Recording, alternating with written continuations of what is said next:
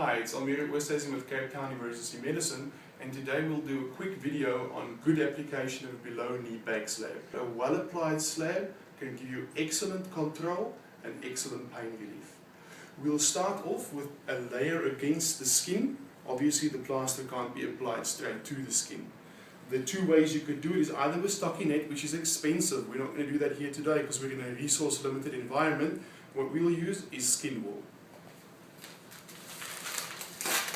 You can use whatever your hospital has, and because it's going to be the lower limb, a nice broad band of skin wool. I like to start wrapping at the feet, and what we do is we make sure that the skin wool goes beyond where we want the plaster to end. So we start around there, and we're going to be doing a 50% overlap. I'll show that better for you in the upper leg. Make sure that when you're going around the heel here that you are well covered on the heel. If you have a little dog's ear like that, you can just tuck it in neatly. If you come in a little bit closer here, you'll see what I mean by a 50% overlap. That is just that we make sure that 50% of the layers are overlapping. That means that you have a real two-layer cover on every part of the leg. We're going to go up all the way to the popliteal crease, and then either tear or cut the residual tape off. The next thing we need to do is to select the correct width of plaster. It's a common misconception to think that if you're placing a back slab, it should be the width of the limb that you're applying it to. But if you're doing that and you have a slab just lying on the back of the limb, you can only provide control in one dimension. Most of these injuries have three-dimensional instabilities, and these joints are mobile in 3 dimensions. So it's important to provide three-dimensional control. Therefore, the correct width is the widest possible slab that will wrap around the leg but not actually touch in the front. Check this every time you do it. You'll be surprised, often it's a little bit wider than you would have imagined. We now measure out the length, and in this case, if we have a look at the toes here again, we'll just peekaboo the toes. You don't want to be trapping the little toe eventually, so you could measure it from here, but you have a large amount of foot left over. What I suggest you do is that you measure it from the base of the big toe, and we'll eventually just fold this back once the plaster is on. We start measuring at the fold of the big toe, lay it down the leg, and again up to the popliteal crease. Rather go slightly long if you're in doubt. You can always cuff it back at the end. There are many ways to roll this out now. One simple way is to simply let it drop and to fold it. How many layers? For a lower limb, we usually say 10 layers plus or minus 2 for a below knee back slab or anything below the knee, and 12 plus or minus 2 above. But individualize it to how muscular your patient is, how long it's going to stay on, and what kind of control you need to achieve. But for the demonstration purposes here, we'll stick to 8. Tear off the excess again and discard. One last check just to see that you're about right in how far you're going, and that's good.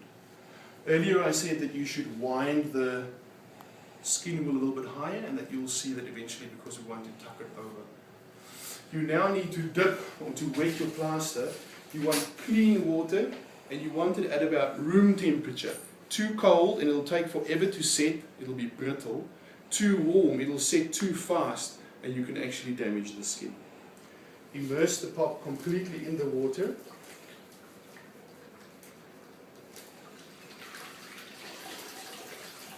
Roll out excess and just do a gentle lamination.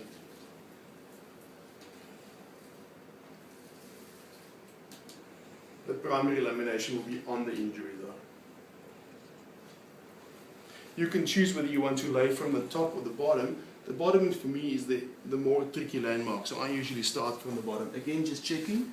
So I'm lying here, level with my big toe, but it will then entrap my small toe. So here it's good practice to just tuck back this edge here so that you can free up the little toe.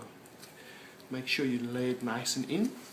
Again, here around the ankles, don't just leave these unneat edges. Tuck it in neatly and we can laminate that in. From the top here, we'll make sure that it's laid down nice and square on the leg. Alrighty, equal on both sides. We want to make sure that it's nice and tight around exactly where we want it to be. We now laminate to make sure that all the fabric-like marks are out.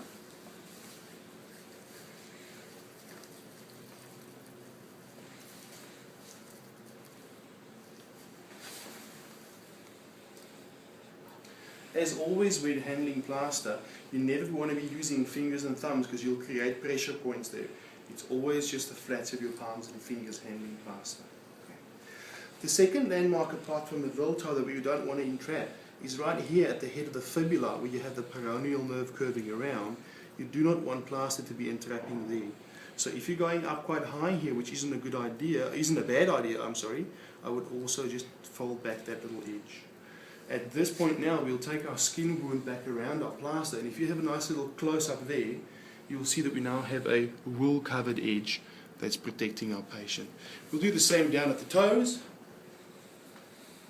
and you'll see there we have a nice wool-covered edge. If you're seeing that you still have a little bit of entrapment of the toe there, you could just flare it out. It's somewhere at this point here now where you would be molding or manipulating your fracture if you needed to. If you just take right from the side, keeping in mind that you want to try and get as close to neutral as you can and that you don't want any tilt in that plane. Now we're going to put our final layer, which is just to fix the whole thing together. We use a stretchy bandage. I like to start at the area of the injury, go to the toes and come back up. It's a relatively firm wind, and again we're going to do a 50% overlap.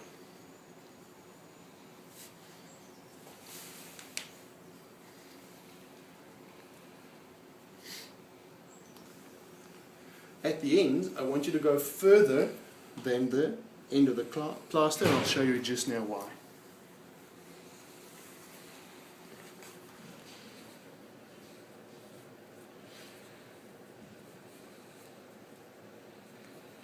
You may run out just before you've had enough.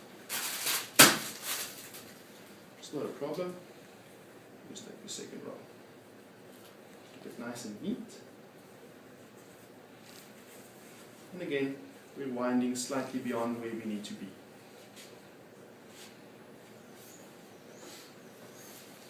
Trim it. There you go.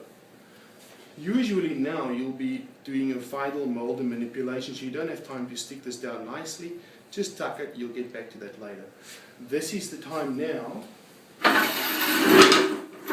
Grab yourself a chair or whatever you need. Make sure that you are molded in between on the sides of the Achilles tendon without causing pressure. That you're nice and gentle and molded. And again, please note, I'm using my palms. I'm never using fingers or points to get in here.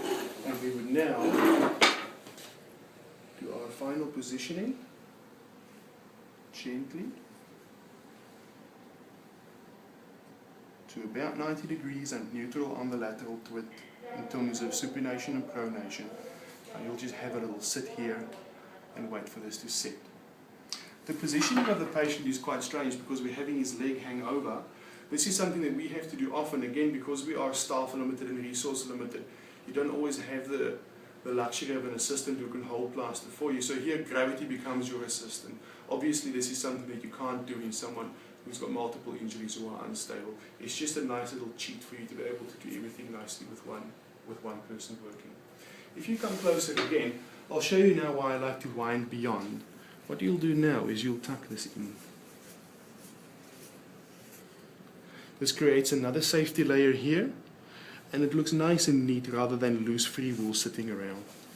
We'll do the same around the edge of the feet and the toes, and we'll just tuck that in.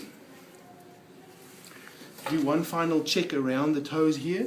Make sure that you don't have any points digging into toes, and if you do, it's the easiest thing to just flare the pop while it's still relatively soft. Just flare it slightly, and again make sure your peroneal nerve and fibular head's nice and free. Nice and free, that's not a problem. There are many ways now to fix your plaster in here. You have some leftover plaster from what you use. So don't waste money on elastoplast or something else. Just gonna make a little plaster, a paper plaster. Dip it. Excess water off. Lay it. Laminate it in.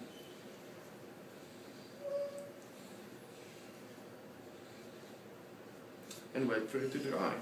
At this point in time, it's a good idea to ask the patient to move up on the bed a little bit. It's more comfortable for them. But don't let them get off the bed or put their foot down yet, because they're likely to crack your plaster. Critical points here: comfortable position for you and for your patient. Make sure that your critical pressure points and danger points are flared and taken away. Think intelligently about how far around you want to get, and as far as you can without it actually touching is the correct width. Make sure everything is nice and neat, and take pride in your work. And then this patient, depending on the injury, would follow up somewhere between 2 to 5 days later for a vascular check and or a change into a circular pump. That's it. A good quality below knee backslab will get you out of trouble every time. Thank you very much.